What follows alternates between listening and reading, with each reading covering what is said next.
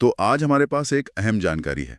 Territorial army, जिसे हम TA भी कहते हैं, उसकी 2025 की भर्ती रैली की घोषणा हुई है। ये जानकारी हमें एक सूचना स्रोत से मिली है।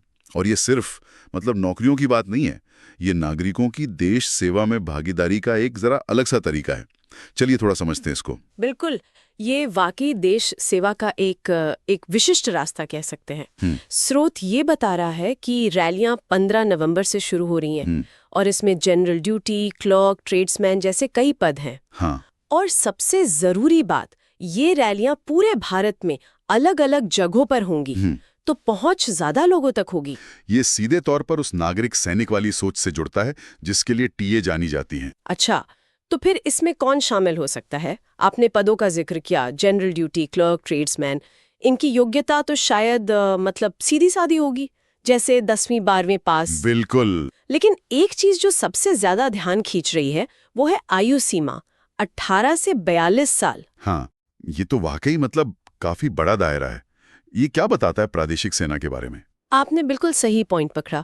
योग्यता तो सीधी है, जनरल ड्यूटी के लिए 10वीं, क्लर्क के लिए 12वीं और ट्रेड्समैन के लिए 8वीं या 10वीं पास। पर ये जो 18 से 42 साल की उम्र सीमा है ना, यही टीए को अलग बनाती है।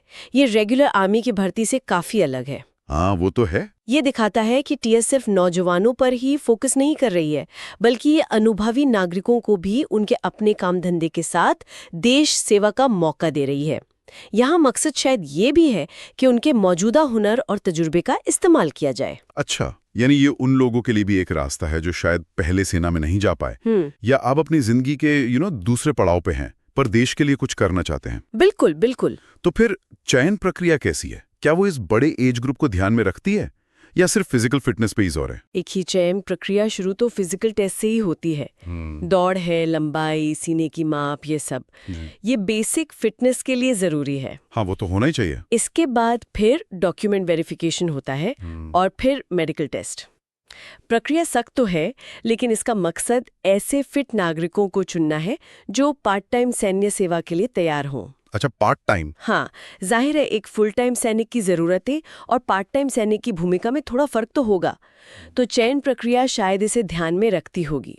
मेन बात यह है कि उम्मीदवार अपनी भूमिका निभाने लायक फिजिकली फिट हों। समझ गया, ये थोड़ा प्रैक्टिकल अप्रोच लगता है। तो जो लोग इसमें इंटरेस्टेड हैं उनके लिए खास तारीखें हैं, 15 नवंबर से 14 दिसंबर तक। जी। और जैसा हमेशा होता है, सही जानकारी के लिए टेरिटोरियल आर्मी की ऑफिशियल वेबसाइट देखना ही सबसे सही रहेगा, है ना? क्योंकि अलग अलग राज्यों या जोन का शेड्यूल शायद अलग हो। ये बहुत जरूरी बात है। हाँ। किसी भी कंफ्यूजन से बचने के लिए और बिल्कुल सटीक तारीखें और जगह जानने के लिए ऑफिशियल वेबसाइट ही बेस्ट है।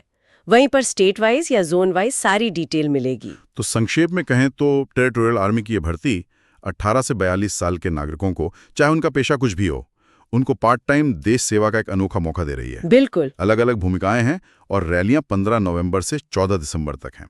और सही जानकारी के लिए वेबसाइट जरूर देखें। बिल्कुल सही कहा। ये काफी दिलचस्प सिस्टम है जो नागरिकों को एक तरह से दोहरी भूमिका निभाने का मौका देता है। और यहीं पर एक सोचने वाली बात भी सामने आती है। ये जो सिस्टम है जो नागरिकों पर निर्भर करता है कि वो अपनी आम जिंदगी और मिलिट्री ट्रेनिंग या तैनाती के बीच संतुलन बनाए रखें, ये सेना और समाज के बीच के रिश्ते को कैसे शेप देता होगा? क्या इससे आपसी समझ बढ़ती है या फिर ये कुछ नई तरह की चुनौतियां भी खड़ी करता है?